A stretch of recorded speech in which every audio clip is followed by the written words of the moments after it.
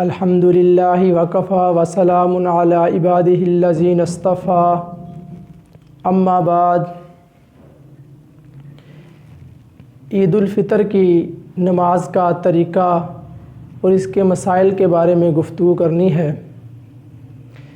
عید کی نماز کا طریقہ بنیادی طور پر وہی ہے جس طرح عام 2 رکعت نماز کو ادا کیا جاتا ہے، اسی طرح عید کی نماز کو ادا کیا جاتا ہے۔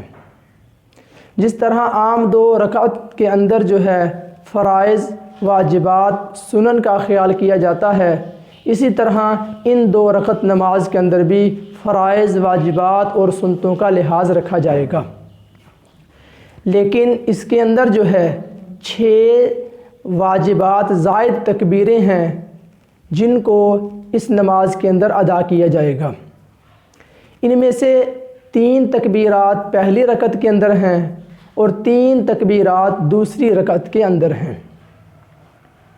پہلی رکعت کو ادا کرنے کا طریقہ یہ ہے کہ ہم امام کے ساتھ نماز کو شروع کریں گے۔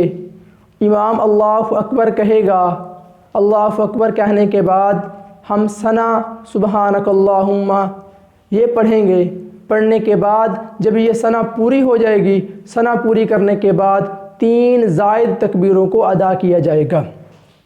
طریقہ کار یہ ہے کہ سب سے پہلے امام اللہ اکبر کہے گا، ہم کانوں تک ہاتھ اٹھائیں گے اور ہاتھوں کو چھوڑ دیں گے۔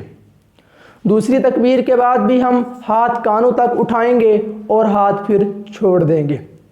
تیسری تکبیر کے بعد بھی ہم ہاتھ کانوں تک اٹھائیں گے لیکن ہاتھوں کو باندھ لیں گے۔ اب امام اس کے بعد تعوذ پڑھے گا، تسمیہ پڑھے گا، فاتحہ پڑھے گا، اس کے ساتھ کوئی سورت ملائے گا اور جس طرح عام 1 رکعت پوری کی جاتی ہے، پوری رکعت جو ہے اسی طرح ہی ادا کرے گا۔ دوسری رکعت ادا کرنے کا طریقہ یہ ہے کہ امام جب قیام کے اندر کھڑا ہوگا، امام فاتحہ پڑھے گا، فاتحہ پڑھنے کے بعد ایک سورت ملائے گا، رکوع میں جانے سے پہلے جو ہے 3 زائد تکبیروں کو ادا کیا جائے گا۔ ان کا طریقہ کار یہ ہے کہ پہلے اللہ اکبر امام کہے گا، ہم ہاتھ کانوں تک اٹھائیں گے اور ہاتھ چھوڑ دیں گے۔ دوسری تکبیر میں بھی ہم ہاتھ کانوں تک اٹھائیں گے اور ہاتھ چھوڑ دیں گے۔ تیسری تکبیر میں بھی ہم ہاتھ کانوں تک اٹھائیں گے اور ہاتھ چھوڑ دیں گے۔ چوتھی مرتبہ جب امام اللہ اکبر کہے گا تو پھر ہم رکوع کے اندر چلے جائیں گے۔ اسی طرح باقی نماز جس طرح ادا کی جاتی ہے اسی طرح جو ہے اس نماز کو ادا کیا جائے گا، اور یہ ہماری نماز جو ہے پوری ہوئی 2 رکعتیں جس طرح ہم نے ایک عام نماز ادا کی ہوتی ہے اسی طرح جو ہے ہم اس نماز کو ادا کر لیں گے۔